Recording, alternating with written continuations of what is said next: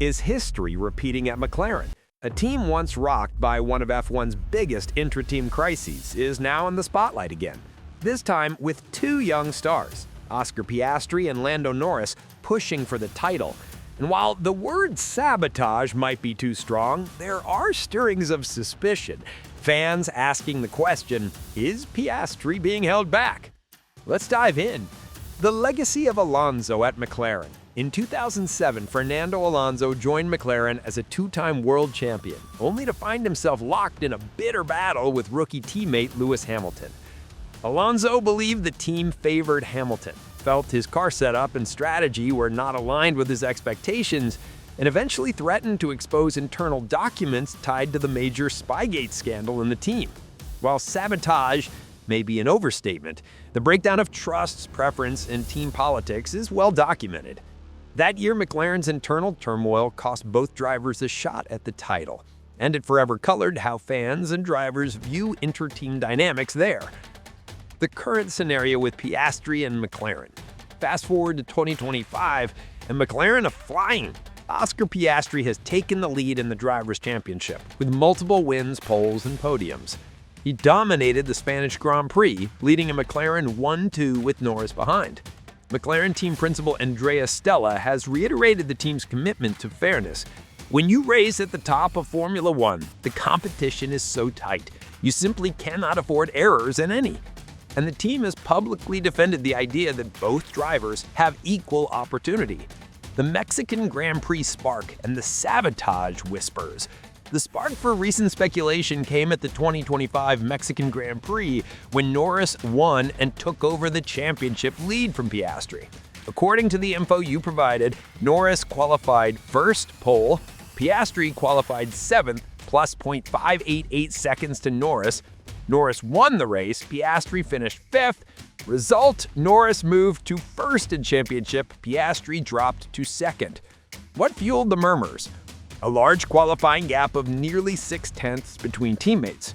On the radio, Piastri reported a weird PU issue.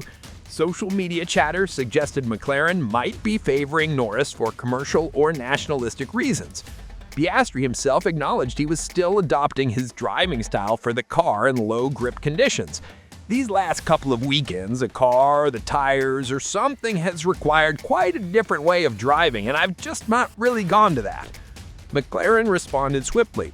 Andrea Stella stated, every evidence, every piece of data, every indirect measurement or information we have tells us that there is no problem with the car.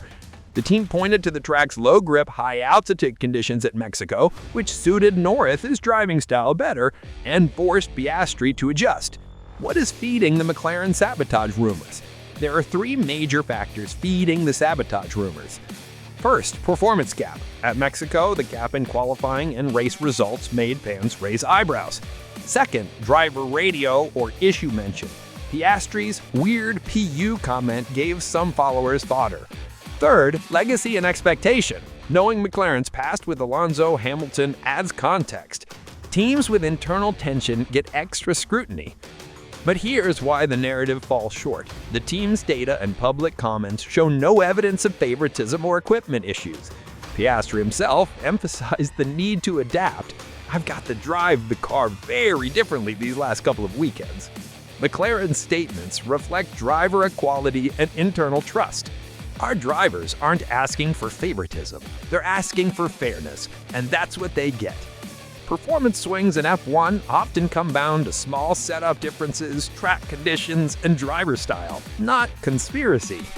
The bigger picture, trust, tension, and title fight.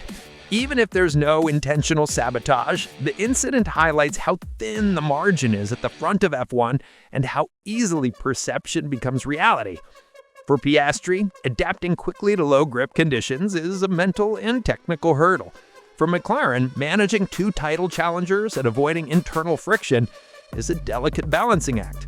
And for the fans, the rumor mill will spin faster when a driver drops form unexpectedly and the team has a storied past. The important thing is, there's no verified fault or sabotage, but the trust dynamics remain crucial. As Stella said, when you're racing at the top, you simply cannot afford errors. Is history repeating? So is the Alonso-era sabotage legacy at McLaren repeating with Piastri? Not really. This isn't a McLaren from 2007 where internal politics and favoritism were well documented. What we see now is a team publicly committed to fairness, a championship fight between two drivers, and a single weekend, Mexico, that offered a flashpoint for speculation. If anything, it's a reminder. When you have two stars in one team, every deviation is magnified, every performance dip becomes a narrative, and the ghosts of the past add extra weight. But until there's hard evidence of active sabotage or deliberate equipment withholding, the most accurate label is a high-stakes intra-team battle under intense pressure, rather than a repeat of the Alonso saga. Thanks for watching. What do you think? Was the Mexican Grand Prix just a bad weekend for Oscar Piastri? Or is something more subtle playing out at McLaren? Drop your thoughts in the comments. And if you're enjoying this content, hit a like, subscribe, and ring that bell so you don't miss our deep dives into F1's biggest stories.